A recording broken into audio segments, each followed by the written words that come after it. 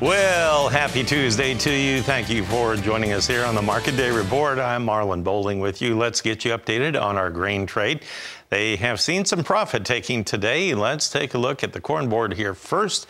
Our quotes are provided by Bar Chart. Now on the July corn, here is a look at the last live quote, and now it's 9 cents lower.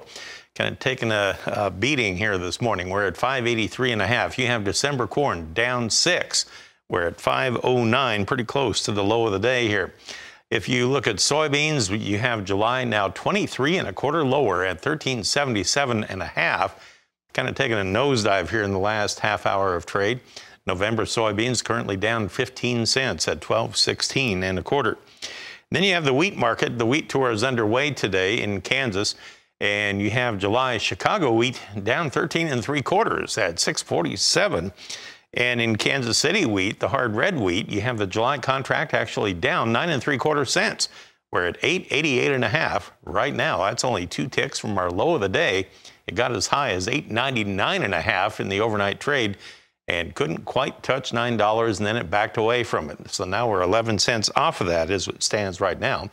If you look at Minneapolis wheat, July is currently 5 cents higher, though, at 878.25 right now. Well, we have Ben Hushon on the line, and he is with the mill. He's in Whitehall, Maryland, and he joins us for our weekly update. Ben, thank you for joining us here this morning. Sounds like it's a busy time of year there. Hopefully the weather is holding up for everybody.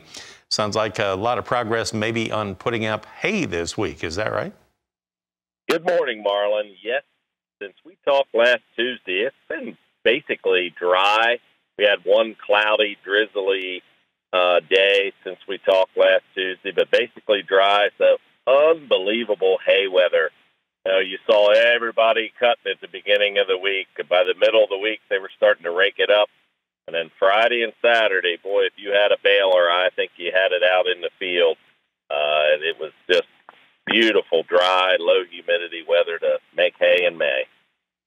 All right, well, beautiful photos that you have sent in there. Man, that is some picturesque countryside there. And hay is kind of a valuable crop these days. It is a little, everybody's always looking for a little bit of an angle. We've got some growers. We were lacking rain most of the hay growing season for the first cutting, but so there's some of them thinking that it's going to be a little bounce back in the hay market in our community. We have lots of horses, pretty much dominates and drives the hay price in our community. So I have a question for you. How's your wheat crop holding up right now? So doing well. This is a little bit of a nervous time in the wheat world because it's when wheat, as you know, comes out in the head, you have to watch for fusarium head blight.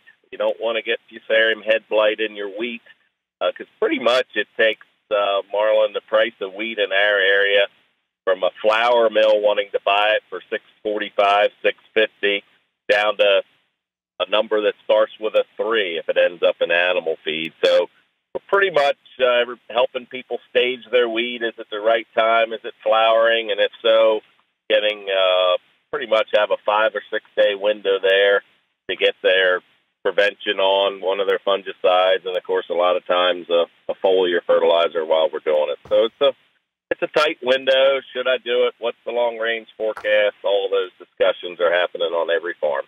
Is that something you need to do about every year or not there? It pretty much has turned out that way. I mean, we're blessed in the Northeast with a lot of flour mills. And they dominate and drive that higher valued wheat, and they can't. They say the dough won't rise if it has any amount of fusarium head blight having been in the wheat. So it's a pretty important thing. It also does a great job cleaning up any diseases that are there, which then make a really nice straw if you put that fungicide on them too.